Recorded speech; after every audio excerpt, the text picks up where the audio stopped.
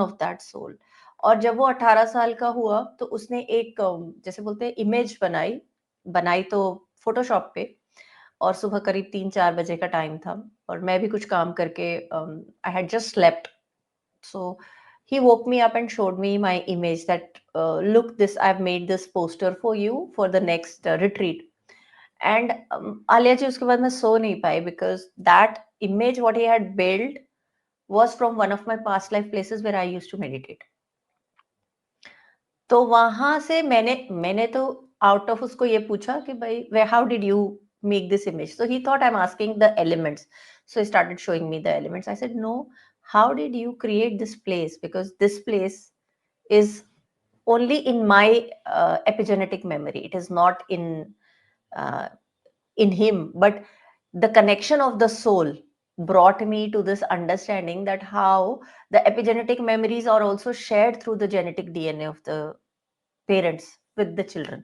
तो वहां से एक नई दुनिया का की ओपनिंग हुई मेरे लिए।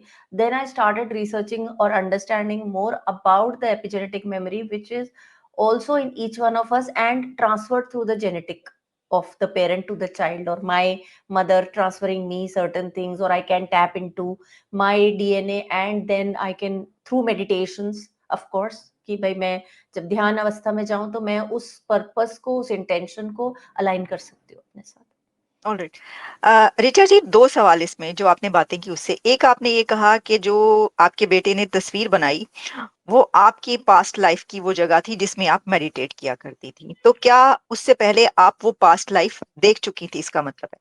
और दूसरा हाँ सवाल ये बिल्कुल। है कि आपने कहा कि कुंडलिनी जागरण, तो आपके साथ ऐसे कौन से वाकयात हो रहे थे या क्या हो रहा था कि आपको ये पता चला कि जो कुंडलिनी है वो जाग चुकी है? ये भी बताइए। मुझे मुझे नहीं पता चला था आलिया जी, वही मैं आपको बता रही हूँ, मुझे बहुत समय तक नहीं पता चला, बट उससे पहले उसके बाद जो इंसिडेंट्स होने शुरू हुए वो ये थे कि मेरे को पास्ट लाइफ दिखनी शुरू हुई। जैसे मैं आपको एक छोटा सा इंसिडेंट शेयर करूंगी। मैं जाती थी वृंदावन, तो वृंदावन में जो हमारा बांके बिहारी जी का टेम्पल है, जब मैं फर्स्ट टाइम वहां गई तो मुझे ऐसा लगा there is something which is pulling me here inside. I am not a very religious person from my upbringing, but I am a very spiritual person. I'm connected with that. I understand that understanding as a child कि divine power है या source है या हम किसी से जुड़े हुए हैं। बट हाँ, अगर मैं मूर्ति पूजा की बात करूँ या रिलीजियस एक्टिविटीज की बात करूँ, I was not that person. लेकिन जब मैं उस मंदिर में एंटर की, मुझे ऐसा लगा जैसे कुछ मुझे खींच रहा है अंदर। मैं वहां से, हमने दर्शन किए और मैं वापस आ गई।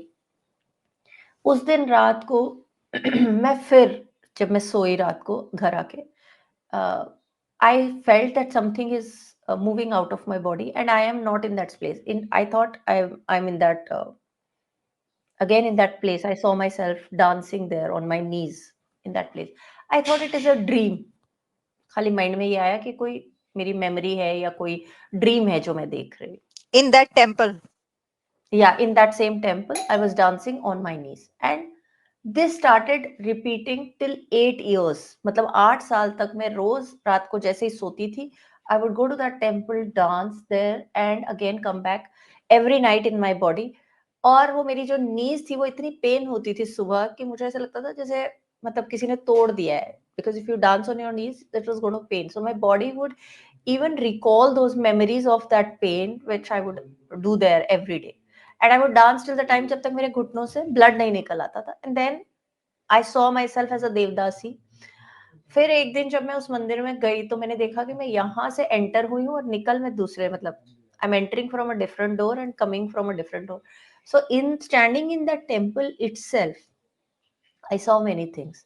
During that period, my husband had gone to South, तो वहां पे किसी ने उनको एक छोटे गणेश जी दिए।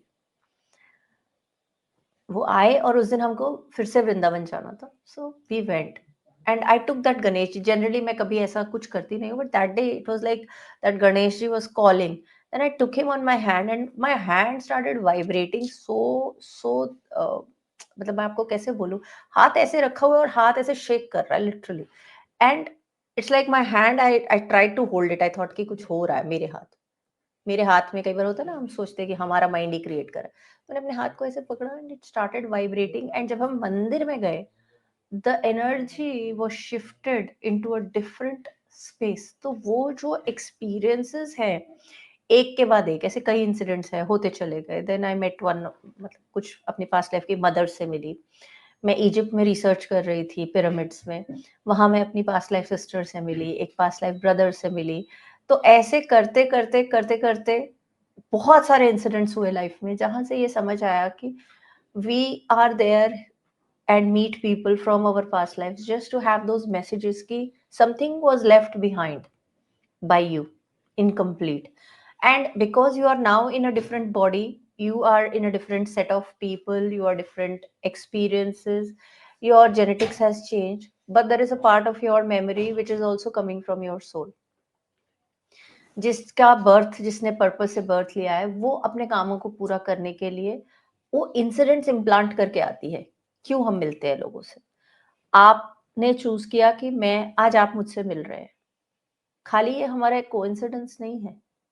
There are certain things in this conversation which will help you open certain things in the future. हो सकता है आपको as a normal human being लग रहा हो कि भाई ये तो खाली एक इंटरव्यू है which I am taking. But there are certain things which your soul picked up at that for this time being. That Alia as a soul should also listen to these things. तो जो हम सोचते हैं ना past life कोई अलग से आपकी पैरेलल रियलिटी में नहीं चल रही, करंट रियलिटी में ही चल रही है साथ साथ। But we deny to see things कि मैं अब इस ओके, समय नहीं देखना चाहती, या मुझे नहीं, मेरी लाइफ में अभी ऐसा कुछ नहीं हो रहा है। ठीक। ऋचा जी, आपने ये कहा कि आपने ये जो सब कुछ देखा, तो क्या जब आप मेडिटेशन करती थी, उस वक़्त आपको ये सब नज़र आता था अपनी पास्ट लाइफ़, या जब आप सोती थी रात को तब नज़र आता था? देखिए दोनों चीज़ें होती थी। मैं मेडिटेशन करती थी, तो भी दिखता था। मैं कई बार बाहर ऐसे नॉर्मल किसी से बात कर रही हूँ, नॉर्मल, कोई रैंडम इंसान आएगा and all of a sudden I will feel that there is a very important message this person is giving me. इसका जितना भी, जैसे आप देखते हैं कि हमारा कर्जा है पेरेंट्स की तरफ, ऐसा कहा जाता है।